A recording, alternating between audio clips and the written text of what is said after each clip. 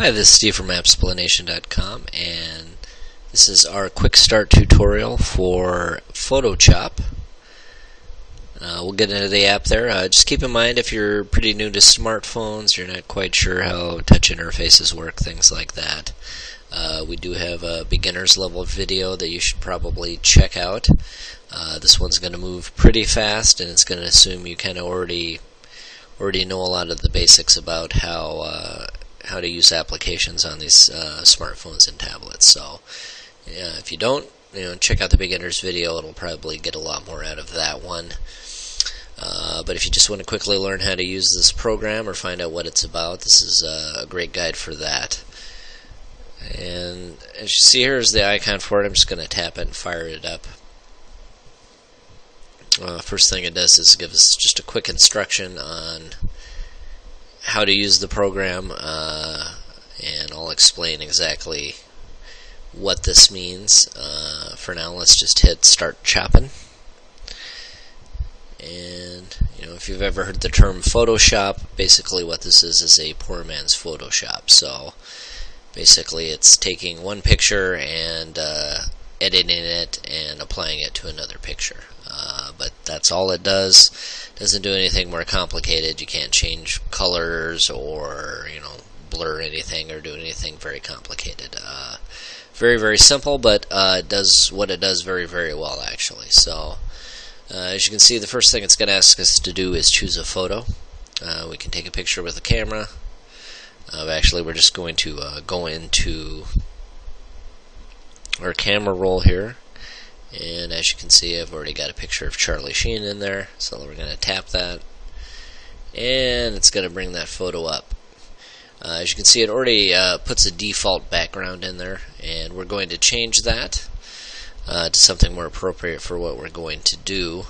But the basic gist of this is you have a background photo, and you can't do much to change the background photo. It's kind of fixed.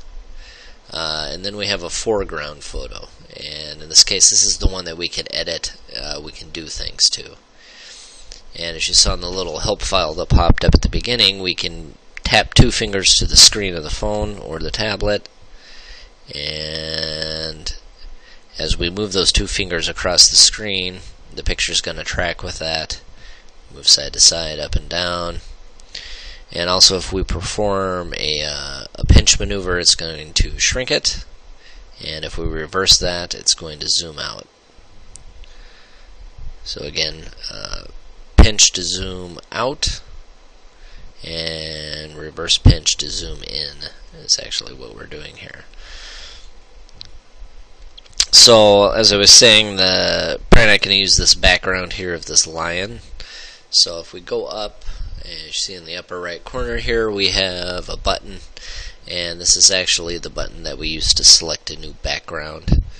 If we want to change this top layer photo, we would just go up here to new photo and tap that, and I'll do that right now, and it'll bring us back to where we can select another photo to edit.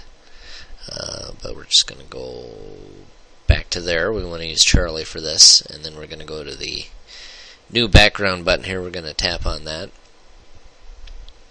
And the program comes with a number of default photos on there. A lot of animal and nature pictures, different landmarks that most anyone could find something fun to do with. We can change these. We can add our own. And to do that, we would just go up to more. And we'll show you how to do that. But for now, actually, let's just go to the Rushmore background here, and I'm just going to tap on that, and it's going to insert it into the background. So once again, I have a background photo here of Mount Rushmore, and I have a foreground photo that I'm going to be able to move, resize, and edit. So again, let's zoom in a little bit more. And that's good there. And as you notice, the first function along the bottom here that's highlighted is erase. So it automatically defaults to that. And how you erase things is you take a single finger and touch it to the screen. And we'll go up here just to this right corner and show you how that works. I just tap a finger on part of the image and just drag back and forth, and it will start erasing that image. I can do the exact opposite if I tap unerase. Go back up here and just start touching, and all the areas I erased will actually come back.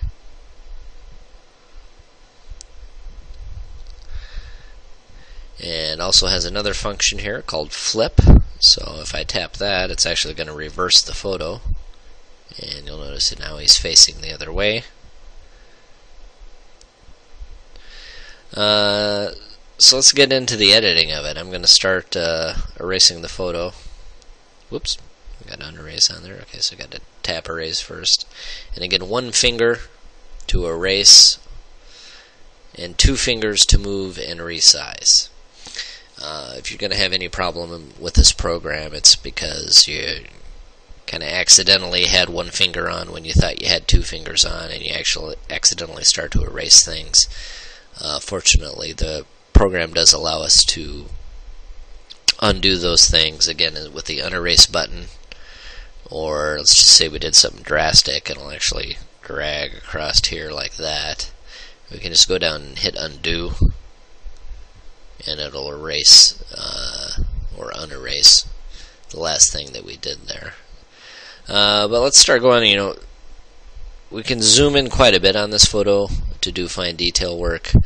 To do things fast, though, it's usually good to be somewhat zoomed out here, and then just go around and erase the majority of the area we don't want. So we're just going to want his head here, actually. So I'm just going to size it a little bit, and then I'm going to grab the finger, and I'm just going to start. And as you can see there's one of those moments where I accidentally had two fingers on there, resized it, let one up, and then it started erasing again. So the one thing you have to watch out for in this program is how many fingers you have on the screen. Let's see here, erase that.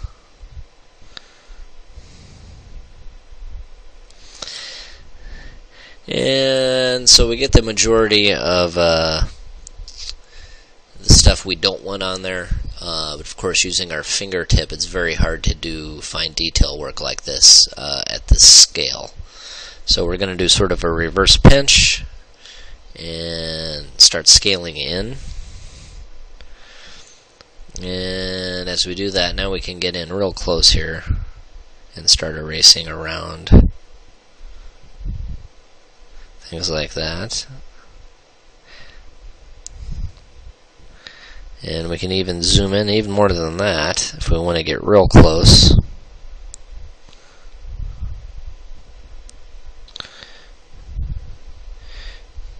And it actually works great. You can actually get photos looking pretty damn good on this. It'll never look professional, but if you want to just do a quick gag photo for your friends or something like that, then this program is just perfect for it. Zip in here, pinch zoom out a little more, kind of even that out.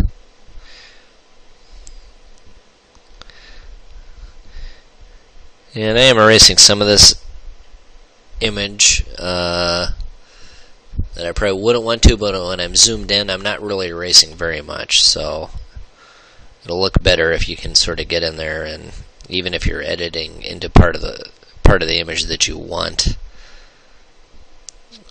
since we're zoomed in so much, by the time we zoom out, you can see here, you can't really tell how much we've erased into that part of the image.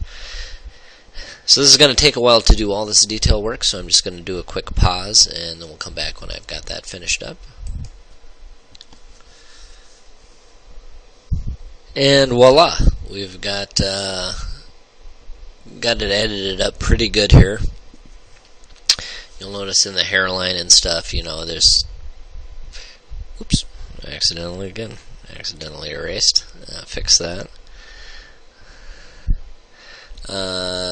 There's some white space in there. That stuff is very difficult to get out of there.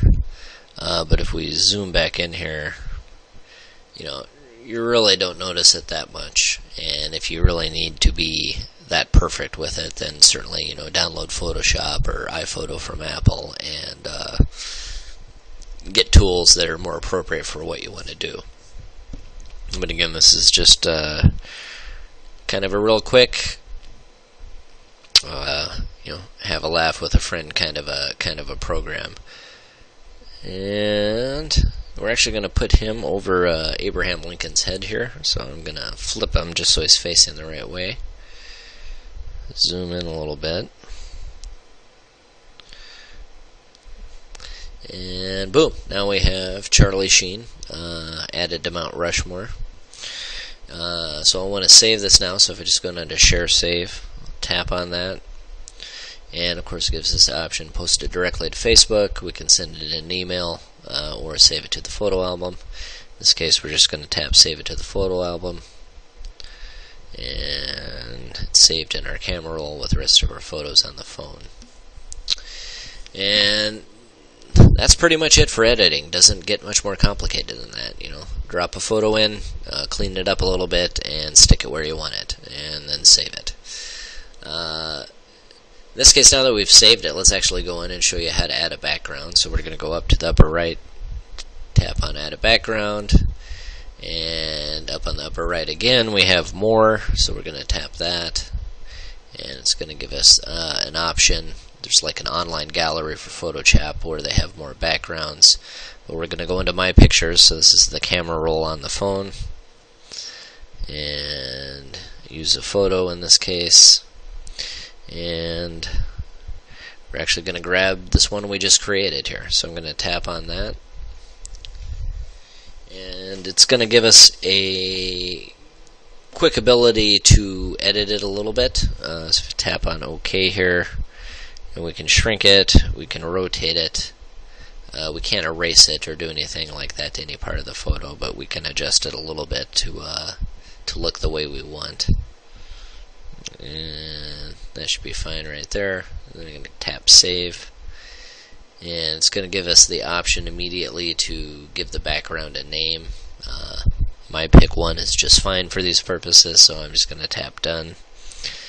And now it's added our photo to the backgrounds photo folder. So let's tap on this, and as you notice, the photo we edited is still in there and still in the state that we did edit it in. So until you actually click New Photo and put a different photo in there, it's going to keep this image in here. And in our case, that's fine by us. So we're just going to zip over here. Whoops. And place him back over Washington. So now we have two Charlies on Mount Rushmore, and then we can go in and of course save it again. And that's basically it. Nothing much more complicated going on in this program. I am going to do at least one sort of power user video on it and show you some ideas about layering. So look for that. And thanks for watching. Hope it helps.